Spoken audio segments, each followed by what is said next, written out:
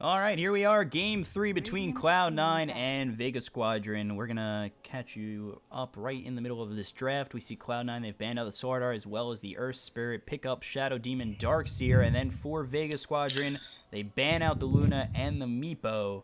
Meepo finally banned out, and they pick up the Venge as well as the Undying. This is game 3, both teams one apiece. Winner, they qualify. Loser, they go home. So let's take a look at this draft. I'm your caster, B-Cop, here with CC and C. What do you think so far? Vega gave up. They're ready to play real Dota now. They don't want to be up against that Meepo. Yeah, they first take the Venge. I think Cloud9 typically first picks Venge if it's not banned, so maybe sort of a block pick. I think Vega also thinks that here is decently strong and then taking the Undying as well, so they're making a sort of very, very strong aggressive lane, and Cloud9 taking the Darkseer within the first phase, so if they do expect that to be an aggressive dual lane, they can put that Darkseer in the offlane in a 1v1, and then we'll beat basically every offlaner in a 1v1, so gives them a good laning start. If they do lose that safe lane, then at least they've had a very good start in their 1v1, so the Darkseer can make some space and get a very quick mech, and they can take some fights even while behind. So I like this Darkseer return because I think it was Shadow Demon first, then those two, and then Darkseer. I'm not 100% sure, but I'm pretty sure that's what it was. Yeah, that was exactly what it was. And you see that now Earth Spirit, Ember Spirit both banned out. Cloud9, they don't want to play Vega's game anymore. They want to force them into a different draft. Yeah, and Vega banning out the Jug. For all of these games, it's been a few of the heroes that were picked the previous game that were banned. The second game, they banned out, what was it? They banned out the Undying in the second phase. They banned another one of the heroes that was picked. Sort of tweaking the draft each game based on the previous one and things. This is annoying. I don't want to play against this. In this draft, we see Cloud9 banning out the Earth Spirit. So saying, "Oh, Sneeko, you're too good at that hero. I don't want to play versus it." And obviously Vega banning out the Meepo, sick of playing versus that obnoxious hero. Farms so fast, it makes the game super weird. You have to play a very specific way to deal with it. So we get the ban of Juggernaut and Mirana. You see Baby Knight's Jug going to get banned out. Ace, he's going to have to switch it up, not being on that Meepo anymore. And still Cloud9, they ban out that Tinker. And we get into the second phase of picks with Vega already going with the Venge and Undying. Is there something specific you kind of want to see from Vega or Cloud9 to come out that you haven't seen already? Not necessarily. I think a G-Quap would be cool. I don't know if it'll work in the game. It looks like they've got some serious 5-man draft going on right now. They may look for an OD mid for Vega. They have obviously a lot of early game that's looking to be an extremely strong aggressive tri-lane, so just carry Venge. Maybe looking for more of a farming oriented mid. Someone that scales well along with his Venge. Venge not typically known for being more of a single core type of hero. You'll have to see what Cloud9 picks to sort of decide the rest of these heroes, but Vega definitely wants to get a super aggressive very early on. I'm curious to see what they pick to match up against this Darkseer, as it looks like it is going to be a try versus try with a 1v1 in the offlane, so we'll see. With Dazzle being picked up by Vega, do we see a Huskar come out? Maybe Venge not going to be in the safe lane. Maybe they go Drow Huskar with the next two picks. I mean, that's just a wild guess, but is that something we might see with Dazzle and Venge here? Maybe Huskar is like a very small chance. Um, hmm. Vega does have the last pick, so maybe they could for their 10th pick. Ogre, not great versus Huskar. So we'll see. It's a possibility. I think Cloud9 may ban it out in the the 10th ban if Vega hasn't picked their mid by then. I think they'll most probably pick their offlaner here, and they will pick their mid last. So I think that there is a possibility they go for a Huskar. But I think they'll pick a traditional offlaner here and not do some sort of offlane Undying, support Venge, Drow, Huskar. I think that's pretty unlikely and very, very all in. Not really what you want to do. Is you typically like to have drafts that have a lot of win conditions, a lot of stages of the game where they're strong, a lot of ways they can, take fights, win the game, as opposed to just one all-in strategy. Is it tends to be very, very risky. You misplay just a little bit one time, and then your win condition is completely missed, and the game is basically unwinnable. Not a great way to play Dota.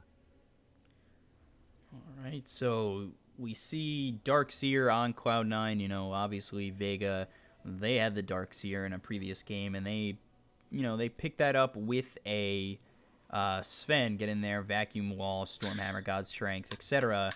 With the Ogre Magi, Bloodlust, and the Vacuum Wall possibilities, do we see C9 possibly copy Vega with that Sven being paired up with the Darkseer? I think it's pretty unlikely. It's really terrible versus range form Lone Druid, if that's what that is. Mm-hmm. Most melee carries are absolutely awful versus it, as you just get super kited by the Lone Druid's ridiculous range at level 10. With the Dragonlance as well, you get rooted, roared away, dying, venge, both decent at kiting as well. The dazzle gives the team a lot of armor, so I think pretty unlikely they go for the Sven. Reserve time. They may pick some sort of AoE damage for their mid hero, or just have a run at you hero in their safe lane or their mid, and just play around the Ion Shell, not so much around this Vacuum Wall combo, as both their supports are very core buffing oriented. They have the Disruption, they have the Bloodlust, so probably looking to pick a more right-clicking oriented core for. Okay, so they do go for the OD. Does quite well versus the Dazzle Not Dying, and the Venge. Doesn't really care about having his damage nerf, doesn't really care about his armor, or the other team having a lot of armor. Scales quite well, benefits a lot from the Bloodlust, very good in team fights, and also extremely good versus the Lone Druid, because he buys a Dragonlance, Hurricane Pike typically, so can actually hit the Lone Druid while he has that super long range, and also the Lone Druid having one of the worst int gains in the game, so can just one-shot him with his ult at most stages of the game. I really like this pickup. It's a scaling core that also does very well versus both the cores of Vega, and doesn't really care about the strengths of their supports too much, and can also hit Tombstone quite well. Mm-hmm. And Vega, they thought similar to me. I don't know why they'd do that, but they ban out the Sven. And C9, they're here to come in with their last ban. What do you think with both these drafts? Any last picks that are probably going to come out, or most likely scenario for each team? I don't know. I mean, it's probably the safe liner for Cloud9. Baby Knight almost always plays this OD, so it's typically probably going to be OD mid. I would assume mid Lone Druid. Could also be a safe lane solo Lone Druid against this Darkseer. Actually matches up pretty decently, so that could be what it is. They're going to pick up mid here. Their last pick for Vega. Lone Druid also matches up quite well versus OD in the lane, so we'll have to see where they choose to lane this Lone Druid. That sort of depends, or that's sort of going to decide where they what they pick for their last tier on where they want to lane this. Cloud9 has to pick first, so Vega does have the last draw, gonna be able to get a good matchup in one of their lanes, one of the last lanes, because they do have the fortune of having the last pick. So we'll see what Cloud9 goes for. They probably need a safe laner. Okay, so they go for the Weaver. Very mobile. Only one stun on Vega so far, and that's the Venge. Okay, so they are gonna do the safe lane solo 100 against the Darkseer, so it's going to be a 1v1 probably, and then try retry. Weaver, a very good tri-lane hero. The bugs, extremely good, a lot of damage. And, as we said, no stuns on Vega except for the magic missile, which is extremely inconsistent, so very hard for them to deal with this Weaver if he does get some items up. Puck sort of helps deal with that, but I think still the Weaver a very good pick. So we've got Shadow Demon, Darkseer, Ogre Magi, OD, Weaver for the side of Cloud9, Vega Squadron. They're going to pick up the Venge, Undying, Dazzle, Lone Druid, and Puck. I mean, I kind of want to ask you how you think it's going to go, but after last game, I mean, we saw anything can happen, but I guess I'll ask anyway. How do you think this is going to go? I think a lot of this game comes down to how the lanes go, and some of these early fights. Both teams very, very good at early fighting.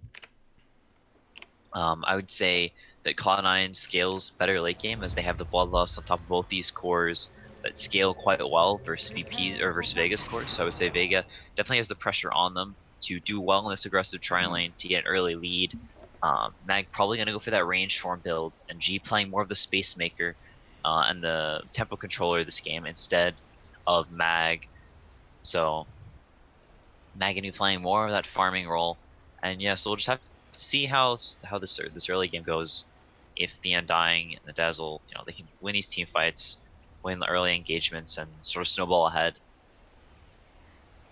So we take a look at, during this pause, who's on what. We see Sima on the Dazzle.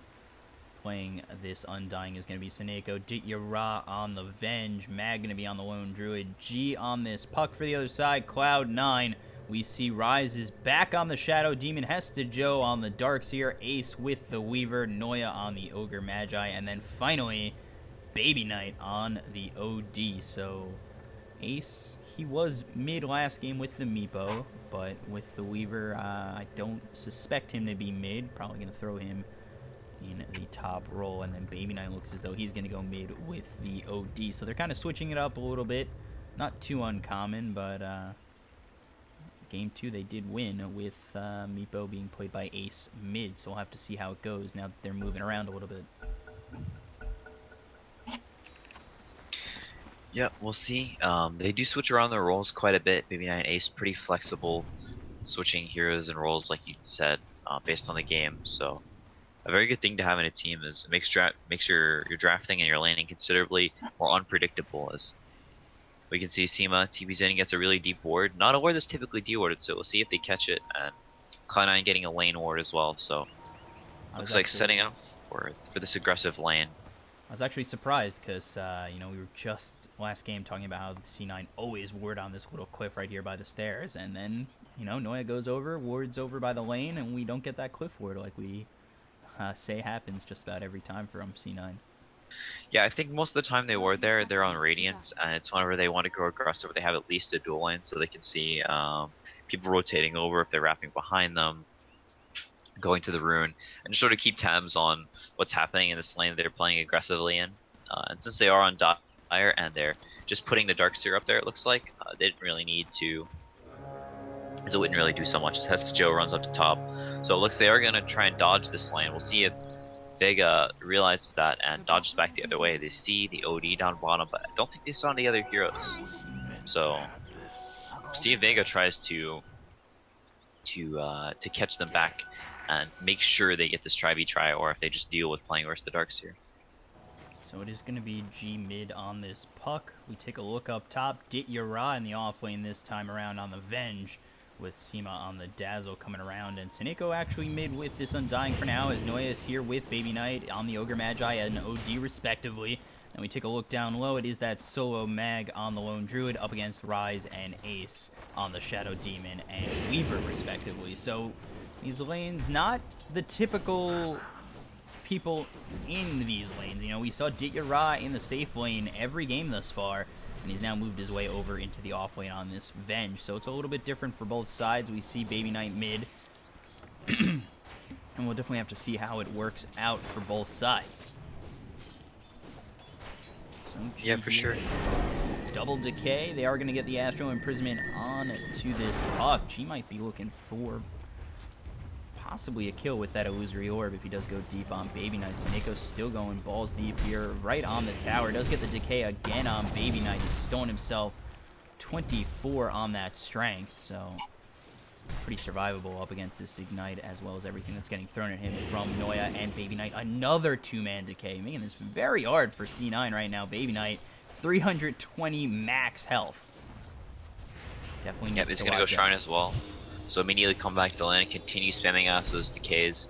Undying, one of the few heroes that can actually match hits, match harass with the Ogre, so just a sort of this big bruiser harass war is Mag maybe going down bottom to Disruption. Take a look down low. Mag in a little bit of trouble at about half health. We take another look over mid. Seneko and G, they're still pushing it up top. You get the Illusory Orb out on Baby Knight. Gonna use that phase shift to avoid that auto attack. Seneko still just here with the decay, just about level 2, and he's looking over to grab this double damage, which might show to be some trouble for Cloud9, especially when they keep getting hit by those decays. Yeah, so far it looks like Vega, like we said they needed to, is having a very, very good start in these lanes. Mag doing quite well versus Weaver. And this 1v2 down bottom, Shadow Demon not really a hero that can deal with this Lone Druid so much, and power of last hitting with the bear and the hero doing very, very well in this lane. Ditira having free farm up in top, and the Puck Undying also doing very well versus Baby Knights and Noya on the OD and Ogre. So they're having a good start in these lanes. Definitely happy with how the early game has gone so far. And Vega top 3 on the last hits chart. Venge, Puck, Lone Druid respectively doing pretty well, and Seneko just being a huge nuisance in this mid lane, constantly hitting decays here and in the face of Cloud9. Noya going to try and man fight Seneko a little bit. I'm not exactly sure that's really what you want to do. But Seneko only with 8 on the stolen strength, so not too crazy, but does grab 2 again there.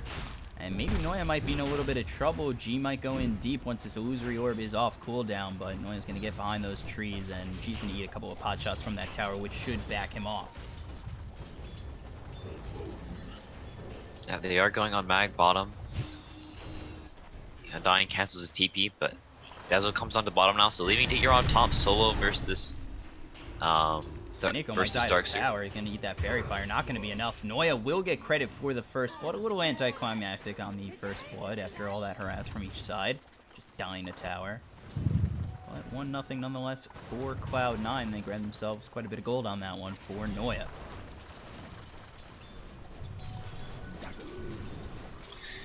Yep. Vega continuing to do well in these lanes, giving the Vengeful Spirit a head start in this top lane, having a full level advantage onto the Darkseer so we can actually try and handle him. Has the treads up now, so able to kill these Ion Shield creeps considerably quicker. Disruption comes out on Seema as well as the Soul Catcher. Seema's going to be down to about half health, can just heal himself back up, but you know, getting harassed out pretty well, and there's Ace with the Shrine, so going to be back at full health and HP. Going to be moving towards bottom, and they are actually getting a rotation in from Noya, so they might want to go in on this Lone Druid before Mag really gets himself some early farm. And they are going to smoke 3 down low. Ace, Rise, Noya, they're making their way down low. Making their way downtown. Uh-oh. There's the Shikuchi, and Mag might be in a little bit of trouble. There's the Ignite coming in from Noya. Bear a little bit low. He might be in a little bit of trouble. Ace going to come in again with the Shikuchi. Rise is right around the corner. The jukes. Mag juking out pretty well. Seema is here. There's the disruption. They slow it down for just a moment. Ryan's getting pretty low. He's at about half health. Mag trying to do something, but there's the Shikuchi from Ace, and it will be another kill going the way of C9. Yeah, it was actually perfect timing. Right as Mag used his phase boots, they disrupted him, so they were able to block him in the trees. If they hadn't done it right then, it may have phased through. So really nice timing from Rise. I don't know if it was intentional or not, but if he hadn't done it just right then he may have lived if he had squeezed past the Weaver. Mag, he's back, phase boots, and does get this root on Ace. Ace might be in a little bit of trouble. Wow. Okay. First hit root. Seema's just gonna come in, snipe that kill away from Mag, and say your RNG is not worth it. I'll take that kill right from you. Yeah, it's definitely the kind of start you want to have in a launcher. Not a hero that deals well at all with having a bad laning start, and they realize that this Weaver is just not getting enough down here.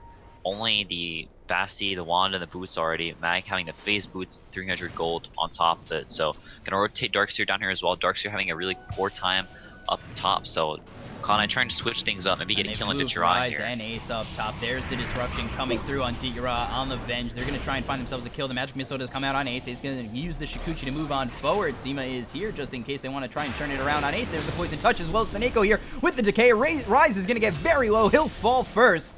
In this engagement up top between C9 and Vega, Seneko, Ditira, and Seema are all here. And Ditira does survive. When it looked as though he was dead to rights, but he gets the rotations out from both the Dazzle and the Undying, keeps him alive, and they do end up turning it around, as well as getting a kill on Hesta Joe down low as G, with the Dream Coil, finds another one on Hesta Joe. So Baby Knight right here up with G, and they might be able to find themselves a kill. There's the Astral Imprisonment. Noya does have Fire Blast as well as the Ignite and Bloodlust. They'll just use the Fire Blast, and Baby Knight will find a kill on G, so it's a 1-for-1 trade. They lose their Darkseer, but do get the return kill on G.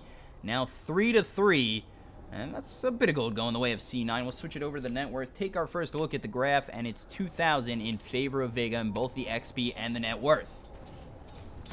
Yeah, it was pretty unfortunate for G. Had got pathing a little bit, was trying to walk through the trees, and the OD was right there, so got blocked, tried to orb away, but right as the orb got astraled, so wasn't able to jaunt away, and gets run down and killed us with no orb to jaunt to, and the initial astral damage And kills him off, so. Noya's trying to go in on Mag with the Ignite, does bring Mag a little bit low, but he does have this shrine right next to him. Noya's still sticking very close. Not too sure Noya wants to be in the vicinity now that this lone druid is healed back up to full. Baby Knight mid up against G, coming around is Seneko with the decay. There's the Astral Imprisonment out on G. So just like that, that engagement will just be over.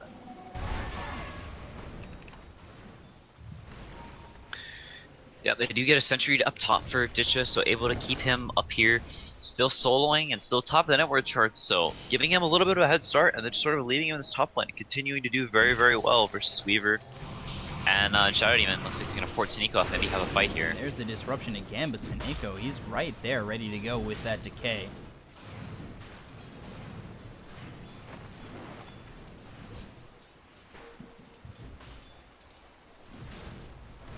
Mag continuing to farm up, has that Aquila now, so phase Aquila on the lone druid. Almost level 10, so gonna have that plus 200 attack range. So much attack range for a level 10 talent. Noya wraps around mid as well, so if G uses his orb, they may be able to threaten a kill here and get Baby Knight sort of back into this game, although he's mostly caught up on the puck. If they get this kill, it'll be really nice for him as well. Oh, I missed the kill on Hesta Joe down low. I was looking mid and thought maybe Noya would go in before something happened down low. We missed the kill on Hesta Joe. There's the Astral Imprisonment on G. G at about half health. Seneko is here, does get the decay. There's the Dream Coil. They do drop the Tombstone. Baby Knight going to try and get rid of this Tombstone. There's the Waning Rift, and coming in with the Illusory Orb is G, and they will find that kill on Baby Knight. Very nice rotation from Seneko. Baby Knight pushed up pretty far in the lane, all the way up to G's hill, so he gets the coil down, kills the OD, and another nice kill for them, but not really getting much off of it still. Dityarad just going to try and TP out, just a little bit of health left, and will successfully do so. Ace and Rise really harassing Dityarad with that disruption, as well as the Swarm. Radiant's top tower is under attack. Yep, so Vega getting some kills here and there, Noya sort of moving trading in kills on back G. and forth, but not really any objectives going down, not many of the towers low in HP at all. Bottom tower, probably the lowest for Radiant, but other than that, just a lot of back and forth kills, people casually farming in lanes as much as they can, and Dityarad has had enough of being left alone top. Is going to run down a bottom, maybe look for a kill and has to Joe and pressure the tower, while Seneko goes top to defend this, because really wasn't getting much farm, and yep, they smoke up, going to try and make a move happen. I really like this from Dityarad, getting his level 4 stun, and going to make something happen. He is really one of the only heroes on his team that has the capability to make a play like this. Hesta Joe going to try and surge his way to freedom right into the hands of Dityarad. There's the magic missile, as well as the swap with the poison touch. The bear is going to get that root. First hit root again. I haven't seen this kind of lucky RNG since the Faceless Void in the International with the bashes. But, you know, first hit root, you'll take it. Never not going to take it. And Dityarad, Seema, and Mag combined for a kill on Hesta Joe down low. Yeah, I think he was dead regardless, but sort of salt in the wound, the classic, dude, he rooted me. As they do start hitting on this tower, having level 4 and the bear, as well as the as Rabid, so getting the extra building damage, forcing Hesta Joe to TP back down here, as well as Noya. While I wail on top a little bit, but Undying is here defending this tower. GTP's in, so it looks like he's gonna get that Waning Rift. Rise is just gonna try and TP out. The decay comes in, as well as the Illusory Orb thrown by G. They will find a kill on Rise, who was close to TPing out. Meanwhile, Noya will fall down low. There is a wall used. And they've lost 2 on the side of Cloud9. It's now 8-3, and they are going to lose Seema to Baby Knight. The vacuum comes back in. Hesta Joe and Baby Knight are here. There's the surge out on Baby Knight. He's trying to move on forward, trying to find something, and Mag's going to be just out of range of Baby Knight to get that Astral Imprisonment down.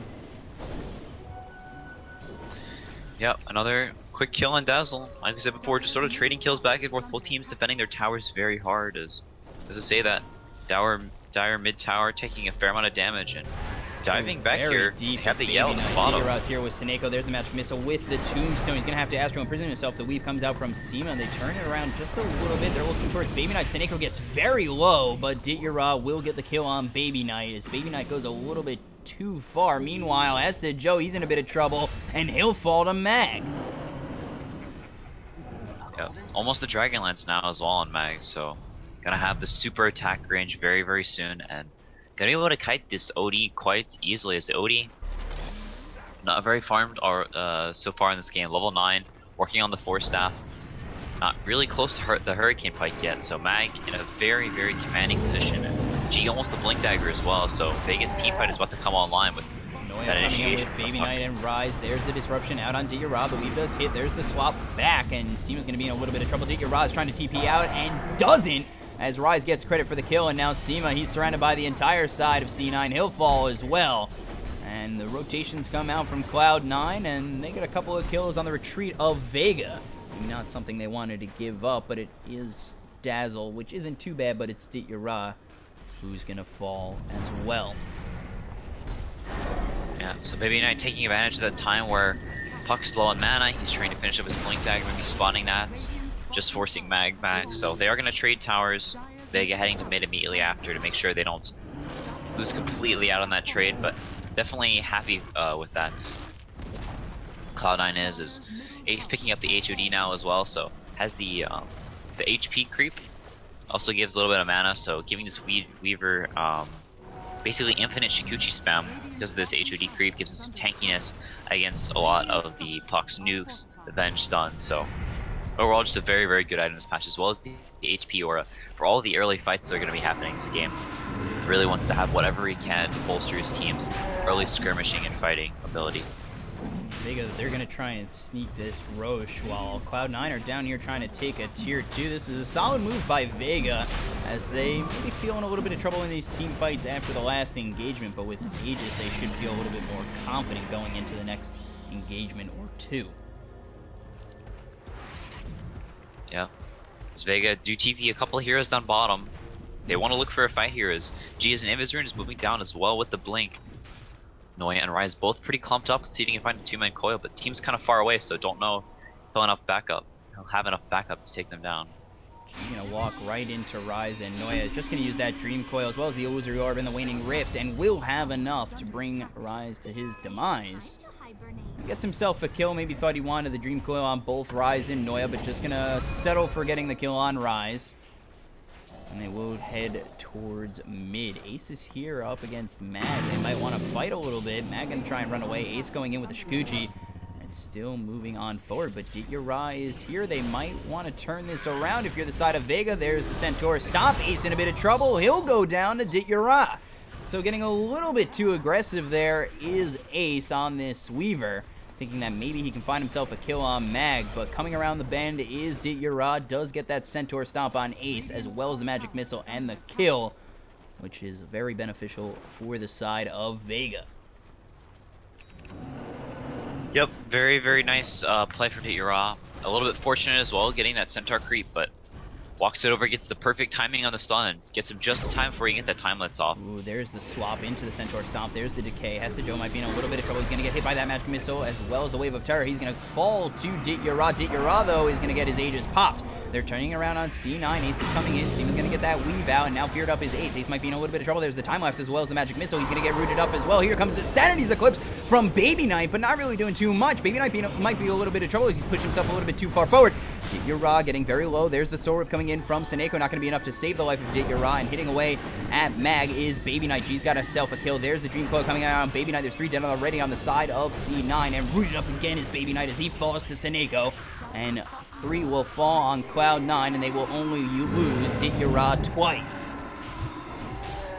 Yeah, as we can see, Vega playing around this range from Lone Druid super well. Almost as a Death Zone now as well, so not going for the typical Maelstrom, but going for more of that heavy right click, combined with the Venge and the Minus Armor from the Dazzle. Is going to be a ton of damage. Going to be shredding through some of these low armor heroes like Odie and Weaver, as well as Shadow Demon. So a little bit of a nuanced build there, but yeah, with the Dazzle and the Undying, a lot of heroes with some serious AoE, a lot of a protecting ability, keeping the Soul Druid alive and keeping him in the fight, constantly right-clicking and just murdering these heroes. See the OD's armor super low there and just gets 4 or 5 shot by the Soul Druid, only with a Dragonlance at the time. So Mag playing very, very well this game. 5-1 and 6, and almost with the Deso online. Only 800 gold away as Ooh, Rise Rise getting shredded at top. Yeah, I was gonna say shredded. He's getting ripped apart by Mag, and an easy solo kill for him. Sima was there, but, you know, Mag didn't really need too much help. Gets an easy kill on Rise. Should be a nice tier 1. Meanwhile, down at this shrine, Esther Joe trying to go in on G. There's the Bloodlust to try and speed up Noya so he can get the Fire Blast in on G. G's going to get hit by this Satyr. And now G might be in a little bit of trouble. He does get that phase shift with the Waning Rift, but the Illusory Orb not far enough away in time. And Ace and Noya will get the kill on G. Yeah, a little bit of a mistake there. Maybe he could have thrown the orb out and then phase shifted afterward. Maybe he wouldn't have been able to live. Would have been close. Maybe delayed things a little bit, but probably still would have gone down. So nice rotation from Cloud9, getting that kill there. And gonna get the tier 2 tower off of it, but they do lose their top tier 2 tower. Mag does have the Deso now, so just totally annihilates buildings. So much building damage between the very extra building damage as well as the Deso. So Vega, we said they needed to have a good early game, and they have had that so far, doing very well right now. It's most of their cores sitting above most of the cores of Cloud9. Baby Knight, sort of the converse of the past few games, sort of the shining hope for Cloud9 right now with the Hurricane Pike as well as the Blink Dagger already. So in a pretty good spot on the OD. So we take a look over at Mag. He's got that Desolator and Dragon Lance, and the Kung Fu Panda, you know, Boots, doing okay. All he's got to do is root, make himself worthwhile.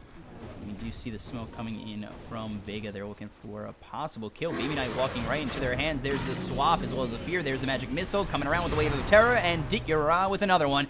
They're trying to grab this courier, but he gets hasted up and he'll run away. And it's another kill for Vega. They're up 18-8. Baby Knight, he's having an alright game. Just he really needs to find himself out of those positions. Meanwhile, G, he's going to use that Dream Coil out on Noya. Noya's going to run out of it, get stunned up. He's going to fall to Seneko. And we find another one for Vega. Vega as 5 are going to push down mid, look for this tier 2, and continue on forward, extending their lead just about 5,000 net worth.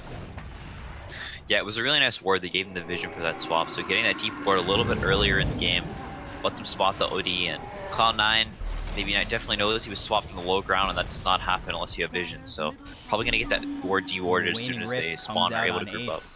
He's gonna be able to get out with the Shikuchi. Swap in on Rise, and you're melted. Sima gonna get credit for that kill on Rise. Dityara just going in with that swap. Doesn't even need to use that magic missile, and now has it saved. Astral Imprisonment out on Dityara. They're still hitting away at this tier 3 tower mid. And C9, they're back on their heroes. There's the Ignite as well as the Magic Missile. It's going to come out on Ace. He's in a little bit of trouble. He's going to use that time lapse. He's going to try and find himself away. He's going to get feared up with the Tombstone down. There's the Vacuum Wall on a lot of heroes on the side of Vega, but still not nearly enough follow-up from the side of Cloud9. They do get the Sanity's Eclipse off, but still nobody dead on the side of Vega. As I get tongue-tied as everything gets dropped from the side of C9 as well as Vega. So coming in is Baby Knight. They're looking to kill this bear. Bear will fall, and Mag does have another bear, but he doesn't exactly need it. Ooh, nice dodge. Did dodge the Ignite with the laundry ulti. Seneko in a little bit of trouble. He's going to get shallow graved up by Sima. The bear's going to come in, and I'm not too sure C9 really want to chase as everybody's still alive on the side of Vega Squadron. And a little bit of a taunt there. I'm pretty sure that's auto when you get out with that little health. Yeah, they just barely get out there. The laundry getting his level 15, so getting the plus 65 damage as well. Dishing out 257 to pop, and has the Hurricane Pike now as well. So Mag getting very, very strong. And yeah, the OD used his fight, his ulti. He weren't able to finish it off. Ace just not enough farm to really like go into these heroes. The Tombstone was up for a really long time. That fight had a huge impact. Has a casual buckler on the Undying. Trying to come in on Mag. There's the disruption. They do have Baby Knight on the back end. Mag might be in a little bit of trouble. There's the Soul Catcher, as well as the Demonic Purge, trying to find something, and there is the Weave. Gonna hit on Baby Knight and Hesta Joe. Dream Coil comes out on Baby Knight. Knight might be in a little bit of trouble. He's stunned up. There's the Waning Rift coming in from G. They're still trying to run him down. Baby Knight gonna use that Astral Imprisonment, trying to save himself enough time to get that Hurricane Pike off cooldown as well as the Blink. It does get the Blink down to the low ground. Still trying to come in with that Illusory Orb. Baby Knight trying to TP out, and will with just 200 health. Whew, so close. Baby Knight up against 4 of the heroes on the side of Vega, just barely escapes with his life. Yeah, that was very, very fortunate. Dire's bottom tower May have lost Rax there if he went down, but just barely escaped. Buys time for his team as well, so splitting up top lane. Ace gonna get some more farm and maybe get to the point where he can actually have a big contribution in these fights, but as they do lose that last tier 2, gonna start losing their shrines and losing more and more map control. Net worth not as bad as we saw last game. Cloud9, they were down 20,000 net worth, only down about 6,000 now. Did trying to find a swap out on Ace, but here comes GG. He's got that illusory orb. Chikuchi out from Ace, and Noya gonna delta split down to the river.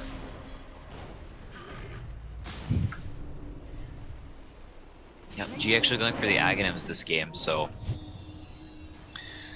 gonna force Weaver and OD to just sort of stay put. These 2 immobile cores. Well, Weaver not an immobile core, but cores that have no way to break this coil without getting the stun. So the extra stun duration, the extra damage, gonna put in a whole lot of impact, and also can't buy a BKB to just totally negate all of Puck's usefulness. So it's gonna like just let this Laundry continue to wail away, building all of this catch, all of this control, so that Laundry can just do all this damage, especially with the Vengeance Aura on Vengeful Spirits, giving him even more damage, up to 333 a hit. So they will grab this second shrine, and they look to TP back as maybe they think that C9 are in their jungle, and they wouldn't be wrong if they do make the rotation over there. Ditira leading the charge with that Alpha Wolf. They haven't spotted anybody out just yet, but Baby Knight and Hesta Joe will show themselves on the creeps down low. There's the swap back, and stunned up is Noya with the weave coming through, and Ditira grabs another one at 5 and 2. This opens up some space for the rest of Cloud9 to just kind of get out of harm's way. Yeah. Sort of true to old Cloud9 form, just constantly pushing out these lanes, split pushing, and just trying to buy time to a stage where they actually can fight this Weaver. Working on what looks like a Mjolnir, so gonna buy Mjolnir to help him farm a lot faster as the Maelstrom now, so gonna get these lanes out considerably quicker. And like we said earlier, they don't really have ways to deal with this Weaver once he has some items, so if he can get up to this 5-6 slotted stage, will be extremely strong and hard to deal with. Mjolnir helps him do that considerably, so I like this pick up a lot instead of going for something like the Deso versus all of this armor they have. Goes to the Mjolnir, works better versus their damage, and also helps them farm faster and scale better as the game goes later. So Seema gonna place that deep ward on the high ground over towards where a shrine once stood. He did spot out Rise, not gonna show himself as they know Roche is up, and now they have the vision to go after this second Aegis. So Ace possibly looking to come in. They know he's there with the Sentry ward. With that dominated creep, Cloud9 now know that Vega might be going for Roche. They're smoked up on the side of Cloud9. Ditira all by his lonesome, might be in a little bit of trouble. Blinking in his Baby Knight. There's the Astral Imprisonment. Coming around the side is Vega. They do have the Tombstone already dropped. Ditira might be in a little bit of trouble. There's the Vacuum over the wall. The Illusory Orb passes over too. Sora keeps him alive. There's the Sanity's Eclipse. Still nobody dead on either side just yet. There is the Shallow Grave kept up on Ditira. And it looks as though they've used the wall, they've used the Sanity's Eclipse, and are yet to find anything on the side of Cloud9 on Vega. Yeah, G only getting a one-man coil on the OD and just breaking it immediately. So he's not stuck in that vicinity, so the Weaver free to run around and do as he pleases. The Tomb got placed in quite a good spot, but got killed immediately, the wall only catching 2. So like you said, a lot of big ult to use, but nobody falls, so I think Vega are going to be happy with this, as they can just get these lands and move over to Roshan and finish it off. And with all those big ults down, just head over towards Roche. They've got the power to take it down pretty quickly, and with C9, like you said, throwing all those ults, it just doesn't seem like they'd want to come back in on a fight by the Roche pit.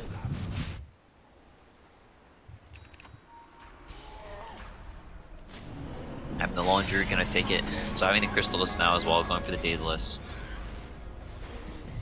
Vega probably will be looking to end the game with this Aegis. Extremely strong right now. Their lanes are kind of pushing in though, so can't just run down mid right now. Or can they? None of Cloud9 are pushing out these lanes. Not really split pushing much right now, as Ace looks like he wants to make a move down to bottom to force them to come back or maybe even wrap around on them. Yeah, it's going to start split pushing as Vega looks like they want to take racks or end the game right here, right now. I don't think Ace has enough to really force back the entire hand of Vega, especially with the Aegis. I feel like they'll be a little bit hesitant to come back. They know they can take a fight, and if they know Ace is down there, they know they've got the upper hand. So Rise is going to go in with the Glimmer Cape. There's a Sentry Ward as the tower goes down mid. Nobody coming around the bend just yet. Ace is coming through. Seema might be in a little bit of trouble. There's the Alpha Wolf. Digger getting hit up a little bit, but nothing too crazy from either side just yet.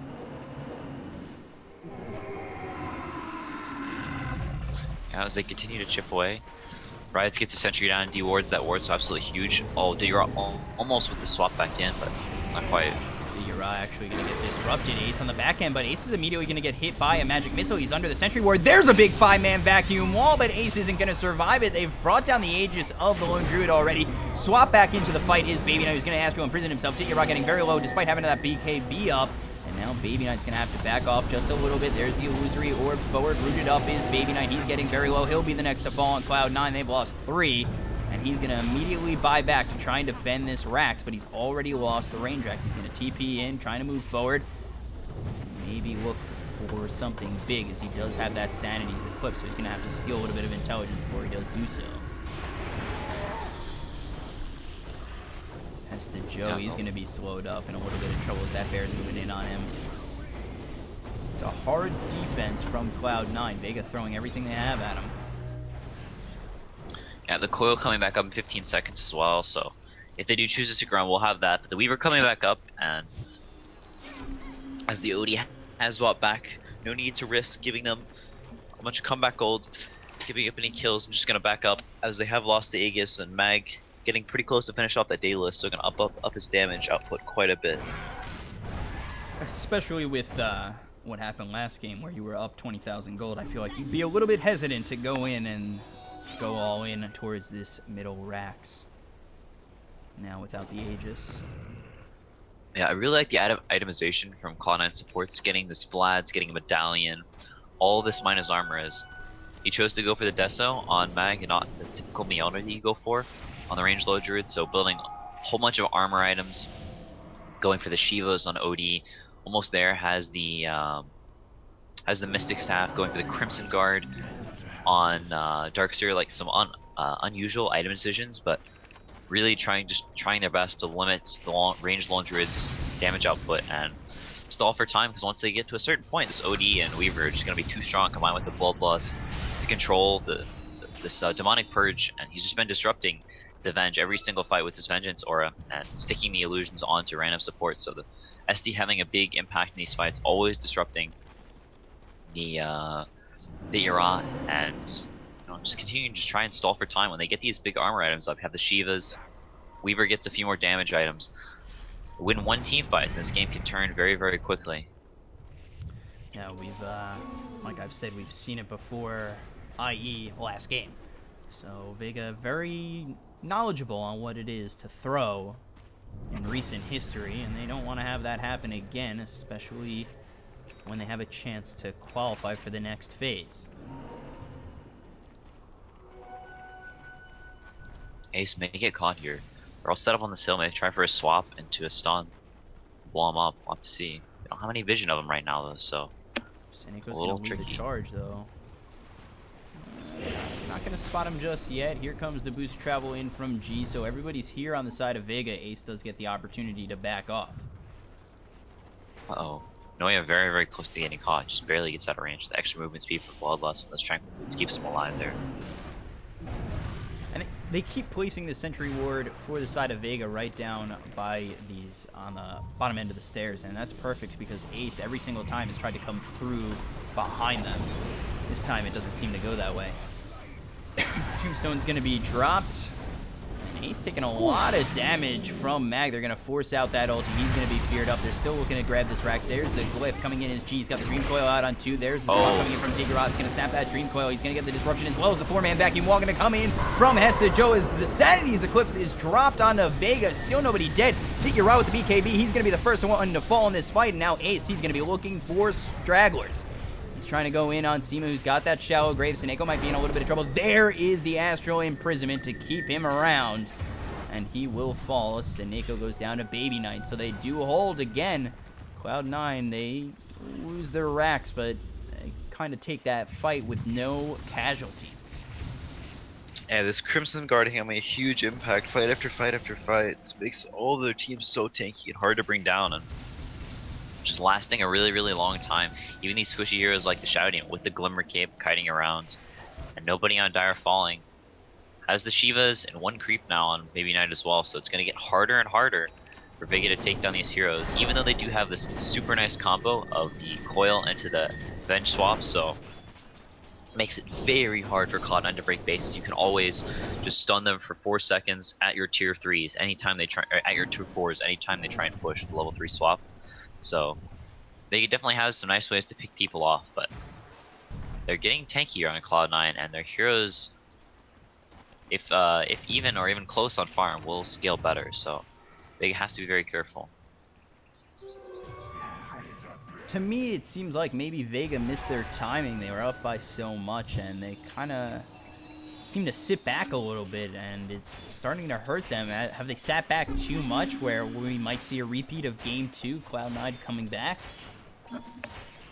I don't think they ever chose to sit and just not fight whenever they were strong, just trying to get lanes out, constantly trying to find these heroes. I think it's more of Cloud9 just doing a good job of pushing out these lanes, always being all around the map, forcing them to rotate, to not be in the places they want to be. But Vega, speaking of making moves, are smoked up, running to top lane, they know where they are.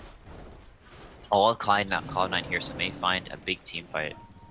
See if Joe can continue to hit these big back walls, as that's been crucial in keeping them alive in these try past and couple lead the fights. charge. He gets the disruption out on Dityara, but now there's another 3-man vacuum. The wall a little bit late. The tombstone is dropped. Dityara going to be helped by that shallow grave for the time being. They've got the dream coil out onto Baby Knight, swapped again to be popped out of it.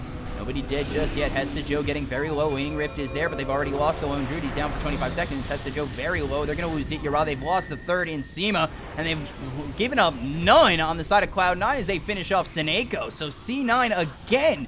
They did it in Game 2, and they're doing it in Game 3. They have turned this game completely around, and it looks as though it is in their favor now. Minus 100 have a 25-second respawn timer at level 21. Minus 50 seconds respawn time. It's that amazing talent. Tower is under attack. That's so clowny. Radiant's top tower has fallen. So Baby Knight. Yeah, it was Ace, really- Ray- Oh, sorry. You go. Yeah, they're all just so tanky. Like, they're constantly dishing out these right clicks, but they get on top of this Lone Druid, and he has the BKB, but he's just getting right clicked by the Weaver getting on top of him, and just can't really deal with them. Once this Weaver is getting close to net worth, and now the Weaver only 2k trailing the Lone Druid, so not really the place you want to be as a Lone Druid, behind the more mobile cores like the Weaver that can just sort of get on top of you and trade hits better. Don't know if Seneko wants to be in that spot right now, but they do get the Dream Coil out on 2. There's the Tombstone. Noya going to just try and TP out. He's going to get figured out of that TP, and now they've got the Waning Rift out on 2, and they're going to lose both Noya and Ace. Interesting play from C9 to stick around, and Vega, they make it worth their while grabbing both Noya and Ace. Yeah, stuck around just a little bit too long, find a couple of pickoffs, and with that, looks like they're going to try and run down mid, maybe run up to top Rex, force a buyback out of the Weaver. Be huge. Yeah, Have the day less than 200 gold on mag, so. unfortunately, Ace does not have the luxury of minus 50-second respawn time. Yeah. Yeah, unfortunately, Dityara, after a pretty good early start being the most farmed hero in the game for quite a while, has fallen quite far behind on net worth, only 13k compared to the 15 and 17 of the Weaver and OD, so going for that Hurricane Pike next, but has had this Yasha BKB HOD for quite a while, Radiant's bottom slowly tower starting to is under stagnate, attack. and Venge not here, they can have a super huge impact as a core unless she has a lot of items. Especially in a game like this where there's so many physical mitigation items, like the Guardian Greaves now as well, and as the Joe. So Cloud9, they've cut this lead. It used to be around 12,500, and now it's all the way down to 5. Vega are going to try and go for this Roche. No contest from Cloud9, and they will pick up the Aegis on Mag.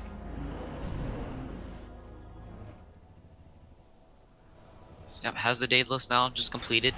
Looks like Noya is going to be building up towards that AC slowly but surely as well. So just continuing to build up all these armor items, as much physical mitigation as possible from this Lone Druid and Venge, so they can survive long enough to slowly build up those instax, get the Weaver to scatter around, and get as many right clicks in as he can. As, like we said earlier in the game, it's very, very hard for Vega to take down this Weaver unless he's heavily out of position. It's a little bit easier now that G has a Hex, so another means to try and take some of these fights. Ace looking towards level 23. We take a look over at Baby Knight. He's level 21. The talents he's picked up is the 15 Intel, 5 Armor, 250 Mana. What do you think he's going to take on the level 25 talent? The Spell Amp or the increased duration on the Arcane Orb? I think most likely the duration. The spell up isn't super useful. It could be good versus the Lone Druid, as he does have such little int, so it would make it do even more and get to that point where you actually can one-shot him. But most of the time you take the 60-second orb steal, is it? Especially in these later game fights that can last quite a long time. Whereas you hit the as you take a fight and then run to the base, it can be really, really good for hitting the buildings as you actually do some physical damage with all that int built up. Ooh, they're gonna get the Dream Coil on Hesta Joe, then swap him back. He's immediately gonna be melted by the side of Vega. They get the disruption out on one, so maybe Cloud9 they look to fight as Digyara is gonna be able to get Force-Staffed out and retreat. Man, Rise always has the disruption onto the Venge. Like every single fight, just constantly getting the disruption on him and forcing the Venge back, just sticking him on him. So it's very, very hard for him to turn and fight if he's just always got these illusions just sitting there pummeling him. Do 150% of the hero's damage if both illusions are hitting. So you're always having to just run around, not able to sit and lock onto a target. Puck trying to deter Ace from really pushing up top. He does get the Waning Rift off, but meanwhile, Vega, they're just going to try and destroy this tier 3 bottom, and they will do so. There's the disruption coming out. Tombstone is dropped by Seneko. They might be looking to go all in here for the side of Vega with this Aegis. And Baby Knight tried to go in with that Shivas, but he's going to get Hurricane Pike back. He's going to get swapped in. Baby Knight's going to go down immediately. There's a 4-man vacuum wall with the Guardian Greaves getting popped on the side of Vega. The immediate buyback from Baby Knight coming in is Rise. He's just going to try and slow down the side of Vega. Gets the disruption out again on Digyara. And now moving in on the back end is C9. Noya, ooh, 3-man Dream Coil. With a little illusion there. Everybody's going to get stunned up. There's the illusory orb coming in. Baby Knight's going to fall again. He's just bought back. They've lost 2 on the side of Cloud9. Vega trying to finish off this game. They're going to Hurricane Pike themselves forward. And now they've lost another in Ace. Hesta Joe going to try and surge out. Noya is here. He's going to get stunned up. Digyara, he's going to be with that Midas armor. Going to get hit by the Ignite and the Fire Blast. And now there's the buyback from Ace. But Noya is going to be the next one to fall. They finally brought down the Dazzle. So no Shallow Grave for the side of Vega. They will finally pop that Aegis. Seneko in a little bit of trouble. Ace doing a lot of damage. He's going to get Ghost Sceptered. He's going to be able to survive for a little bit longer. Rooted up is Ace. He's going to have to use that time lapse. And now they've got the Undying Dead as well as Digyara on the Venge, who doesn't have buyback for another 72 seconds. Mag might be in a little bit of trouble. He's up against Digyara. I do miss on the back end. Rise falling. G is going to try and get out. He's using that TP. Maybe they can find him. Ooh. Just a second too late on the disruption. But Mag, he's getting chased down by both Ace and Hesta Joe. They're trying to chase him down with the Ion Shell. Ace going to use that Shikuchi. He's going to Hurricane Pike himself forward. There's the Swarm thrown out. And now Juke, run! Mag is trying to juke out Ace, Rise, and Hesta Joe. But when he stops the TP, the juking stops and he will fall. And 4 end up going down on the side of Vega Squadron as we take a look at this team fight. Not going to give us everything. It's just going to give us the death by Mag. And with that, C9, it looked like for a split second it was over. Baby Knight, he went down, he bought back, and immediately fell again. But C9, semi-hold. I guess. Oh, voice crack. Wow. I guess. Yeah, they lose the range racks. They're forced to buy back on 3 heroes, both of their cores, as well as Rise. They do manage to hold that wall, having a huge impact. Didn't seem like it did initially, but those illusions just sort of marching forward and chunking down everybody. These wall illusions, the disruption illusions from the Venge, just slowly whittling everyone down, killing all the supporting cast of Vega, and then saving Mag for last, who's almost has the Satanic now. But yeah, very, very good fight for Vega. Dying twice and buying back, so massively stunting Baby Knight's growth in items. Down to 14k where he was. Oh, see up him, above most of the other heroes. Sima's gonna fall. Meanwhile, Rise does get the disruption on Mag. He's here with Noya. He's gonna get Demonic Purge as well as the Soul Catcher. Mag might be in a little bit of trouble. He finally gets swapped out by Dityara. Very powerful. There's the Sanity's Eclipse with the vacuum wall on Dityara. He's the second one to fall. C9, they look to be doing it. Seneco's gonna try and get out, but he gets stunned as well as the Astral Imprisonment. They drop the Tombstone down, but it's going to be taken out by Cloud9. They will finally grab Seneco, and 3 are dead again as the Dream Coil does come out on 3 on the side of C9. But now it's just Mag, and it is just G on the side of Vega. They do have buyback on both the Venge, Dityara, as well as Seneco on the Undying. So they're going to look to get a couple of towers of their own on the side of Cloud9. Yep. I forgot to mention this last fight, that super nice coil into the Savage Roar combo, popping the coil on all 3 of them.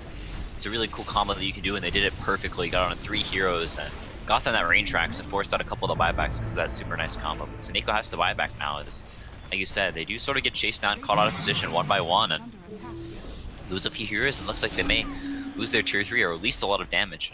Buy back down on Seneco, so a little bit of a gold boost for Cloud9, and definitely how they want things to go from now on.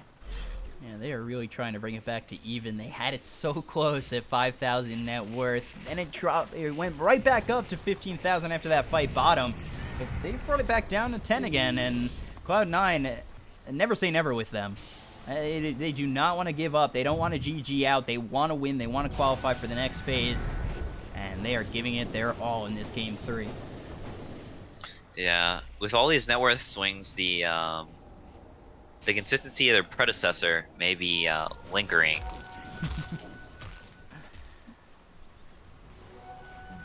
But Vega smoking up, running up this hill. It's a really good place for Cloud9 to be, and still have a DD on Ace as well. This is not what you want to do. Mag might be in a little bit of trouble. He's going to use that Hurricane Pike to get out. G is going to come in with the boost travel on the bear, but he gets stunned up immediately. Seneco's going to have to use that ult. There's the Dream Coil out on Ace, and he's going to get soul ripped, and now on the back end they've got the wall down. Nobody dead just yet. Dityara's going to use that swap and use that Wave of Terror out on Ace. Ace might be in a little bit of trouble. Ace is going to fall. He's down for 117 seconds, but G is dead as well as Sima. Baby Knight just trying to fight, bring down Mag.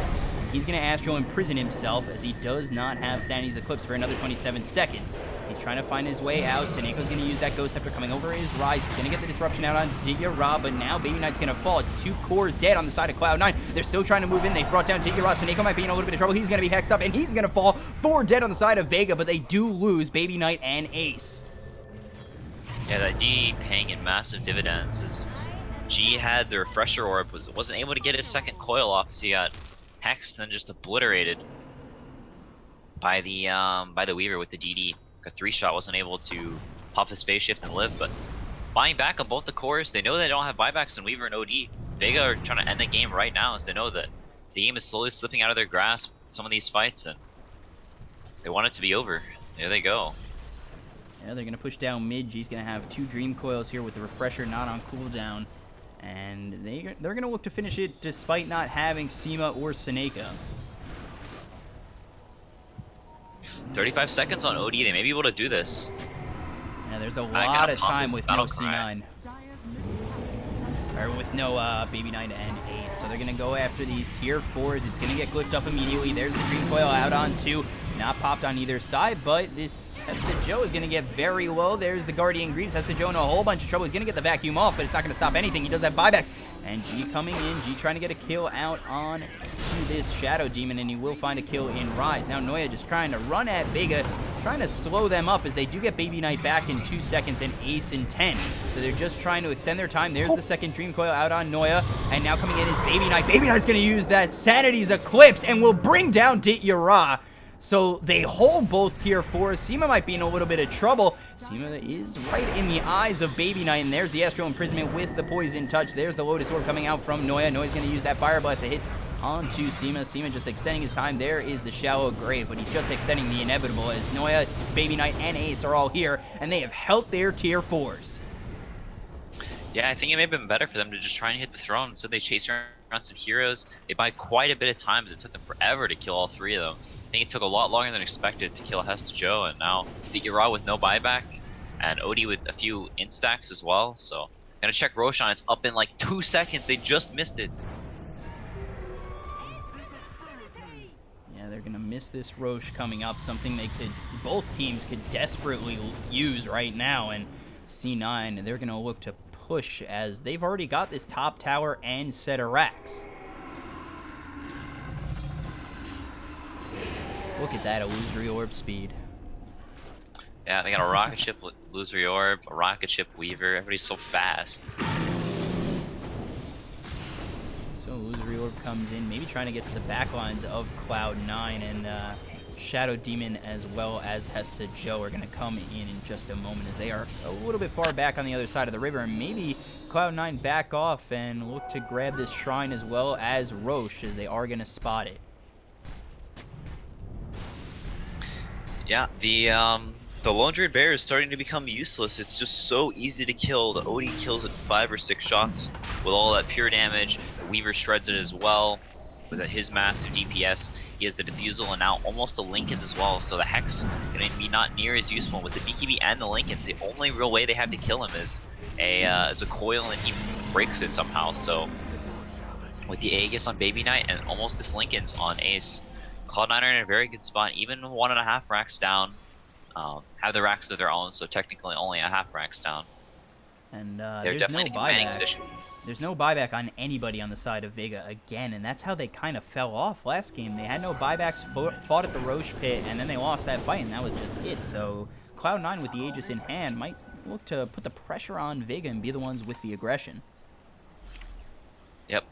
I like on top of all of this armor, all these armor items they're building, they get the Ice Ogre creep as well from the HOD, so armoring up everyone as well, just building up as much armor as they can. The lowest armor anyone has on Cloud9 is the Shadow Demon with 11 armor. Everyone else like around 30, so very, very hard for Vega to take down these heroes, as almost all of their damage is physical, and Ditya has the Hurricane Pike, but hasn't really progressed past that in a long time. So Ace leading the charge for Cloud9 mid, and this could be the last stand for either side. I say that for mostly Vega, as Cloud9, they do have the buybacks available. Cloud9, they seem to be the ones who are putting on the aggression for what seems like the first time this game, as they've been defending for almost 50 minutes now. So they will get that tier 3, and now they might look towards racks, try and bait Vega into a fight they don't want to take. Yep, then they take down the tier 3, and like you said, not many buybacks, only the, like you said, none on Vega, but Cloud9 doesn't know that. Pushing in all these lanes, the Weaver still has saving for buyback, but finishing up that Lincolns as well, so has enough gold for it. Gonna be extremely hard to take down. And while trapped in their base, they're just gonna slowly out-farm. Hesta Joe has the Hex, like we talked about before. One of those crucial fights, and has 4k gold on top of that. Is also maybe going for another Shivas, maybe for a refresher, or maybe an Ags even. We'll have to see, but gonna continue to scale up. Is Noya heading for a Hex as well? Aghanim's almost on rise. A lot of big items coming up. Octarine coming on Baby Knight. So while this Vega trapped in their base, they're not really building up to anything at all. Yeah, Cloud9 continue to keep the pressure on. That top lane is just trouble for Vega, and Cloud9 with the Aegis, they'll look and wait for their opportunity to go in and try and win this fight and win the game ultimately. Yeah. I really worry for this Vengeful Spirit. She's constantly getting disrupted in these fights and just never really has the time to attack anyone, as the OD and Weaver locking onto her, forcing her to BKB extremely early in these fights, never really having a huge impact because of all these armor items. You can't stress enough how much of an impact these item decisions are making in these fights. So Ace just leading the charge with his team right behind him. Vega just trying to keep them back and hope they can hold on to this Rax, but it's slowly getting chipped away. Bear will fall, and now Baby Knight just blinks in with the Shiva. He's gonna get the Hex down. There's the Sanity's Eclipse. Ditya already out of the fight. He's got no buyback. There's the Shallow Grave used by Seaman. He's gonna try and keep himself alive for a little bit longer. There's the Fate Shift used by this Puck G, and Seneko looks as though he's going to be the next one to go down, and he will, as C9 have taken 2 and lost none and push back the rest of Vega Squadron. With that, they'll be able to take this set of racks. They head towards bottom. They're looking for a tier 3 bottom, as well as these mega creeps. They're looking to finish it off and win this series 2-1.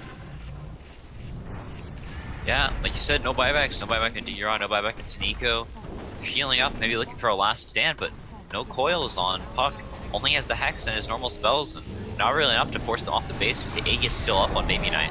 There's the Hex coming through, and there's the Shell Grave used by Seema. Rise is going to push them back even more. Gene a little bit of trouble. There's the Lotus Orb used by Rise, and bo3 just continues to work on forward. Nobody really can stop Cloud9 at where they're at right now, and they've got themselves Mega Creeps. They've taken down this Tier 4, going in with a Waning Rift, and then he's going to Usury Orb out.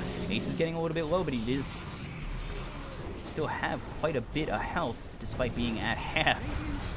Get the Hex out. They're looking for more. Hesta Joe's going to go in. There's the Dream Coil out on 3. There's the Illusory Orb forward with the Waning Rift. They're trying to get the Vacuum. They're trying to get something. Mag trying to hit away at Hesta Joe. He's not going to find anything. He's going to get that Hurricane Pike back into the base, and they've still only got 3 heroes alive. 2 are dead on the side of Vega. They can't really defend as their Ancient's going down. They're looking to get this game on the side of Cloud9. They're trying to push him back on the side of Vega. Seema going in. bo3 might be in a little bit of trouble. He might fall. He's going to lose that Aegis, but still, Vega, they're in a whole bunch of trouble. They've lost Mag. They've lost G. Or they've just about lost G. He stays alive as Seema is the one who goes down, and then it's going to be Ditya to fall. They'll take this Ancient, and Cloud9 will come back again to win this series 2-1. Woo! Quite a victory both times for Cloud9. They were down 1-0 in the series, down 20k gold in the second game, came back there, down 15,000 gold in this third game. They don't care. They just win it all. They get it 2-1. They move on to the next phase. Wow. Yeah, some really nice itemization. Played these fights very, very well, and constantly just splitting the map. When Vega was extremely strong, wanted to just go and end this game, pushing out these lanes, not letting them group up, and just being a massive pain nonstop. And eventually getting enough items to turn this around, becoming tanky enough to where they could survive, 2-3 shots, and then just had the time to continually disrupt. The Vengeful Spirit, massive plays by Rise, every single fight disrupting him multiple times, super limiting Ditya's impact in these fights, and overall just Cloud9. A very solidated, impressive team effort, and they, like you said, they take the game series 2-1. Yeah, so that's it from me, your caster, BCop, at BCop92 on Twitter. Again, not BCop. Close, but not. It's at BKOP92 on Twitter. I'm here joined by the ever great CCNC on Twitter. He is at CCNC Dota 2. Follow us. We'll be casting more eventually. And if you want to see more, tell Beyond the Summit. Come on, guys. And thanks for watching. We appreciate it, and we'll see you guys later.